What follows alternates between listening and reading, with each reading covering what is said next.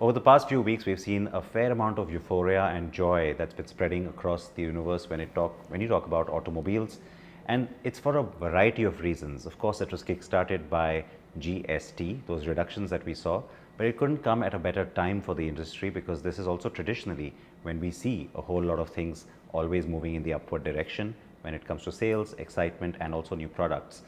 In the middle of all that, you have a veteran from the industry who has now taken charge at a brand that is new to him, but he's certainly not new to us. I'm talking about Hardeep Brar, who has taken charge at BMW India. And as I said, it's great timing. Hardeep, wonderful to see you. Yeah, nice to see you, Siddharth, and thank you for being here. No, I'm happy to sort of formally do this. I know, of course, we have celebrated your new position before. You heard what I said at the start, that this timing could not be better in some ways. Of course, you can always see the pressures that come with that because you have to then deliver this sort of excitement to the market. Let's start by talking about how much of this pent-up excitement that came through with the GST price cuts has also reflected at BMW. Siddharth, as you know, the announcement was made on 14th of August. And from 14th of August till 22nd of September, there was a complete standstill. People were waiting when the prices are going to be announced, when we really go and buy the car. So that period of about, I would say, 40 days is what is reflecting now the pent-up demand that which has been unleashed. Since the first Navratra on 22nd of September, I assume I'm right on that, not 21st. It's been a great ride. In September, we grew 40% year on year, as well as 40% month on month. And the trend again continues in the month of October, again 40% plus growth in terms of fresh bookings. And I'm talking about this data in terms of fresh bookings because in September, we only got 9 days to really sell the cars, right? Yeah. It wasn't enough. Of course, there were cars, even we could not wholesale the cars for the first 20 days, and it's only started from 21st, 22nd onwards. So the cars also could not reach, but now the cars are here, and we are seeing the customers are coming up. So, you know, two things happen together. One, of course, GST, and second, the festival period. And, you know, when there's a combination like this, and we have never seen growth like 40%, we were growing at good 11% till August. And despite getting only 9 days, the growth at the end of September was 13%.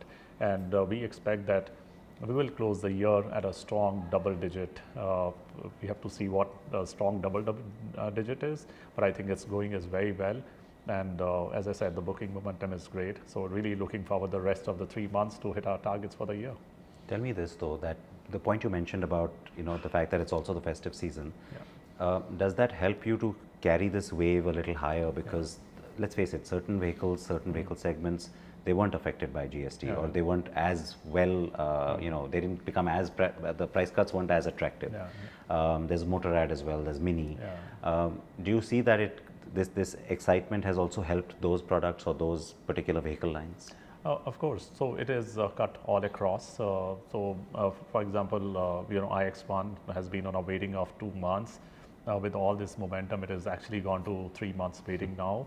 And all across, I can see the momentum growing, even in terms of Mini. Last month, we did the best ever numbers for Mini in this year. Motorrad, we had a mixed bag because less than 350cc, while we got the cost benefit, but for the core bikes, the taxes actually went up, but that helped us to have better September. So the core bikes did very well till 22nd of September, and then it went down. But on the whole, it's very positive. If we look at the industry figures, you know, if you look at the overall industry was growing about 2 to 3% in the first 9 months. Luxury was growing by 5 to 6%. But with the GST cut, now I expect the overall market should close the year at about 5 to 6%, and luxury should be very strong, single digit, maybe about 9 to 10%. Quick question about what you mentioned about Mini having the best month. Yeah. Is this on the back of the Countryman? Yes, both primarily. Countryman and Cooper as well. I mean, Cooper's traditionally always what people anyway associate. Of course. I asked that because that's an electric. That's right. Yes. So when you look at, you know, the performance of BMW as a brand in the EV space, of course, it's been several months of good success. And I remember last year when we were reporting about how it almost took people by surprise that, you know, it was BMW that had emerged as the single largest sort of player in terms of share of EVs, premium EVs. that has continued. I know you've held on to a lot of that, despite a lot of competition coming in.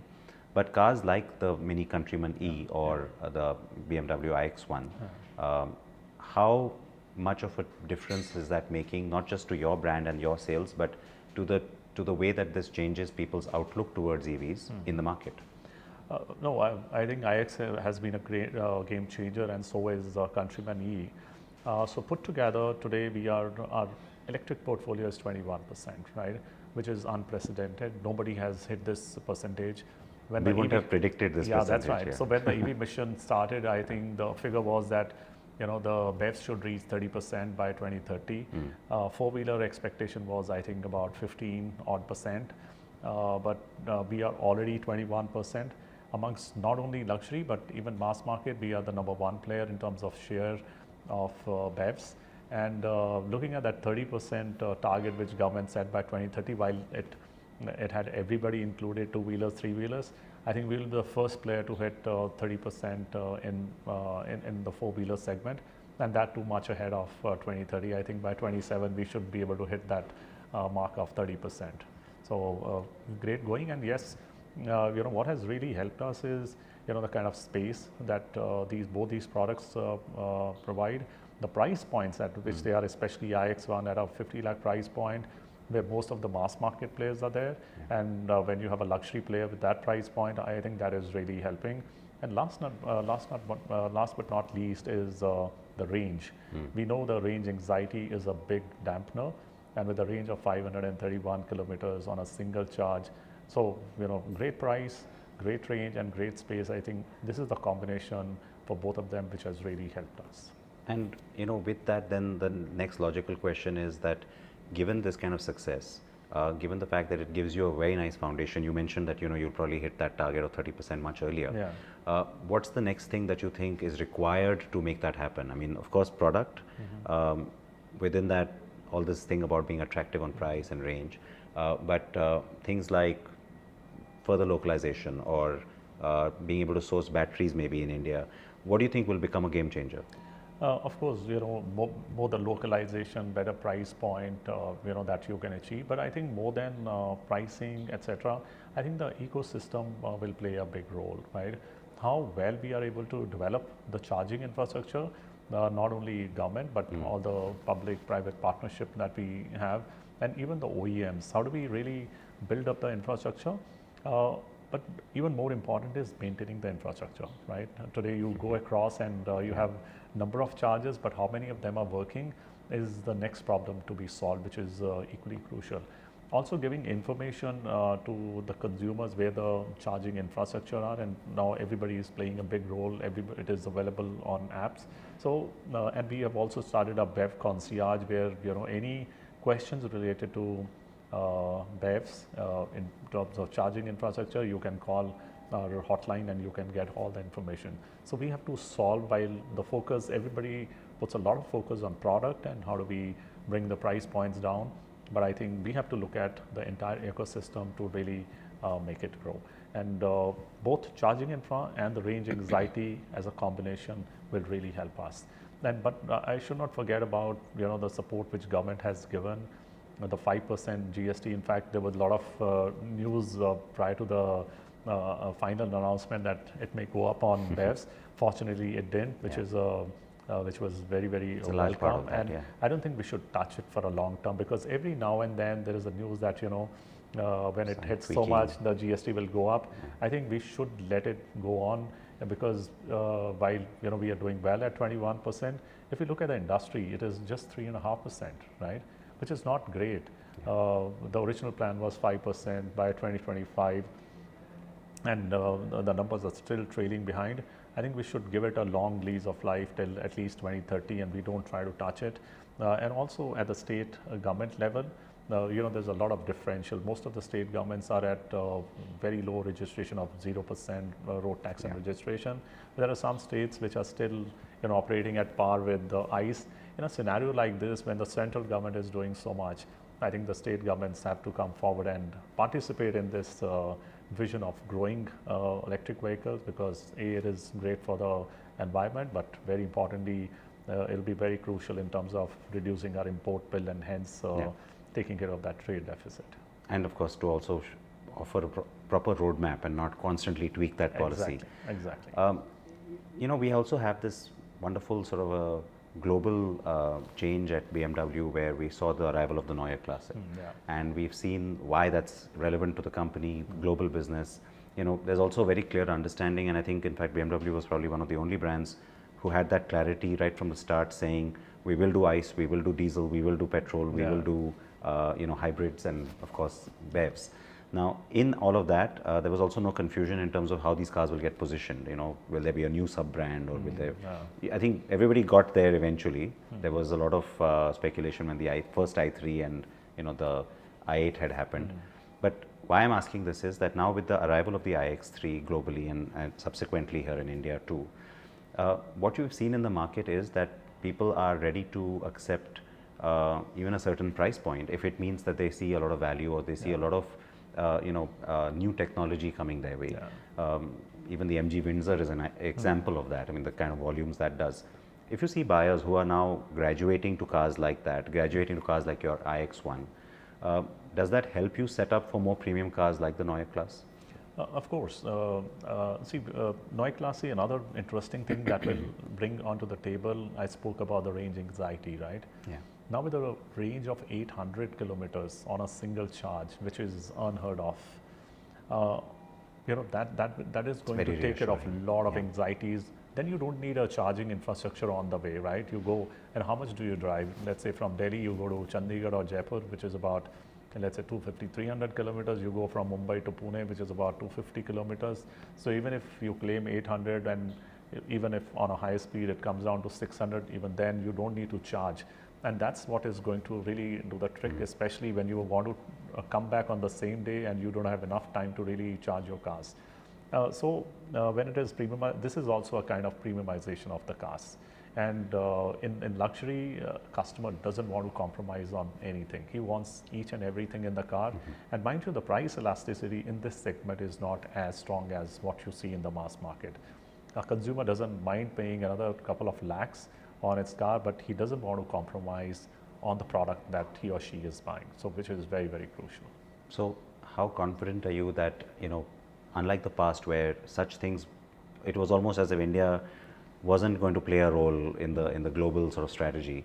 Now we find there's a huge shift in that. So I'm not going to ask you when you're going to launch the iX3 here, because I know there's a lot of talk about that.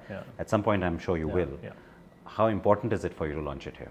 No, absolutely important, because we can't be seen as a country where globally the cars are being launched and India doesn't have the car, right? And with so much of focus on India and to showcase that India has arrived, you need to have every car which is there in the global portfolio. So we are actively considering it, and yes, we have the timelines and we'll share with you at the appropriate time.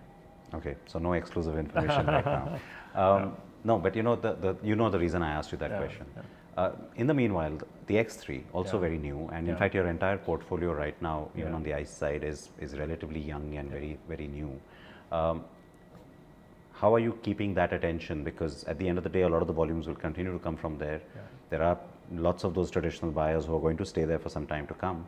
How do you keep that excitement going? What is the strategy to make sure that the brand is projecting this as well? And that I say that for Mini or BMW both. So in terms of the long-term strategy, what we are looking at is, what has worked well for us? Let's first look at that. What has worked well for us? The BEVs have worked well for us. The long wheel base has worked well for us. We would like to continue to build further on that. We want to make sure that the entire portfolio is available in the powertrain which the consumer wants, whether it is petrol, diesel or BEVs. The space is paramount in India because a lot of people like to travel with a chauffeur, want to utilize the rear seat. So how do we enhance the rear seat comfort, the space, the features on the rear seat is very crucial.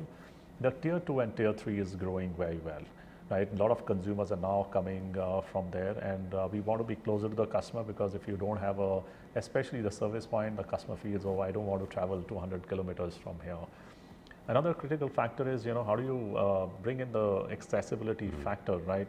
where consumer says, oh, okay, it's luxury, but it's not too far in terms of accessibility. And I think financing plays a very big role, and also the resale anxiety amongst consumer. So we have financial services which will really take care of these factors. And last but not least, how do we really manage the experience expectation, because this consumer has a lot of expectations, and also the cost of ownership is another factor. So put together, this is where we are focusing on, and I think if we solve all these points and look at what customer wants, I think we can really unlock and we can see luxury percentage growing. Which is also a concern today, because luxury is only 1.1%. Globally, you see China would be about 12 to 13 to 15%. I think most of the markets are north of 10%, but we are only at 1%. But with the consumer demographics changing, I also find a lot of consumers, they are now willing to engage in a brand and experience which you do not get in the mass market. I see, I can't say that it'll reach 5%, but I think by 2030 it could be anywhere between 1.5 to 2%, which means a much bigger number for the luxury space. For sure, and those numbers we've seen now steadily growing up year on year, so it's encouraging at least. Everybody will ask you this question, and I know it's the most cliched and hackneyed question, but while I know and I already know your answer on it, while I understand it's not important to only focus on saying BMW would like to regain the #1 spot in India in terms of sales, what becomes the North Star? Like it will be nice to have the #1 spot for sure, I'm sure. So what is then that big focus, which is different from what has been happening till now? So we want, we believe that if we make our customer experience top notch, if we make our brand strength even better than where we are today, of course it's still a very strong brand, but we can even go further. If we take care of these two big things of customer experience and brand, the numbers will follow. And we have seen in the last quarter, if you look at the registration data of Q3, we are actually #1, and we need to, right? Of course, we would like to make this leadership more into years rather than quarters, but we are not chasing volumes. We feel if we chase consumer experience and brand, the volumes will follow, and that's where we want to be #1. All right, I'm going to just twist this around now and spend just a couple of minutes on something which is a little bit more fun before we end. So please indulge me. Absolutely. The idea was to just also try and get a little insight into your personal sort of preferences and likes. So I'll start with the very obvious question: what car do you drive now at BMW? I was driving an i7 and I'm driving an X7 now. How much time do you get to drive yourself? Do you enjoy that? Yeah, I drive it over the weekends when I have to go with my son to either play golf or just drop him for to his friend's place. I do that, and of course along with my wife I like to go for short drives. And so then manual or automatic? I've been driving automatic for a long time, so I would stick with that. But yes, if you have to go for some, especially drive on the mountains, I any day would pick manual over automatic. Obvious reasons, yes. ICE or EV, you've kind of answered, I suppose, but ICE or EV? I would still go with ICE, Then is there a particular stretch of road that has been memorable for you, like a place where you think, oh, that was always a great drive, anywhere in the world? Yeah. So I think Manali to Leh drive is phenomenal. I would love to do it any number of times in a year, but right now constrained on time, but would love to do it many more times in future. iX3, let's plan. Yes. iX3, you have time to plan. I would love to do it with you. The thing about our traffic that, let's say annoys you the most is an easy question to ask. But what is it about Indian traffic or Indian conditions that you think is different to the rest of the world? It's very unpredictable. So somebody who comes from any country, let's say from Germany or anywhere, they find it very fascinating that how with so much of indiscipline, people are still not crashing so often, what they would actually expect it to. But I think we all know it's like autonomous driving. We know and we take care of the entire environment than just driving ourselves, which they are not really used to it. But I find it quite fascinating myself that we are still able to take care of others while we take care of ourselves. Method to the madness. Yes, That's what I always think like you to say. summed it up well. Yeah. So I'll end by asking you, across the three brands, your favorite product. So as I said, I have an X7, but I'm also getting a Mini Countryman. I'm really looking forward to that one too. And on Motorrad, do you have a particular bike that you think is the coolest? Yes, so while I've been a avid rider, but I need to get a hang on the super bikes. So 310 is what I'm looking at driving very soon, and maybe then I'll gradually graduate to the next levels. The weather's getting better. Yes, so it is it's a getting good better time to for do sure. that. Yes. Thank you for your time today. Thank you, Siddharth. All the for being best here. with all these numbers we talked about, Yeah. and also I know you have a lot of things coming up in the market as well. But more importantly, wish you all the very best. Thank you, Siddharth. And happy Diwali. Thank you. Happy Diwali to you too. Thanks.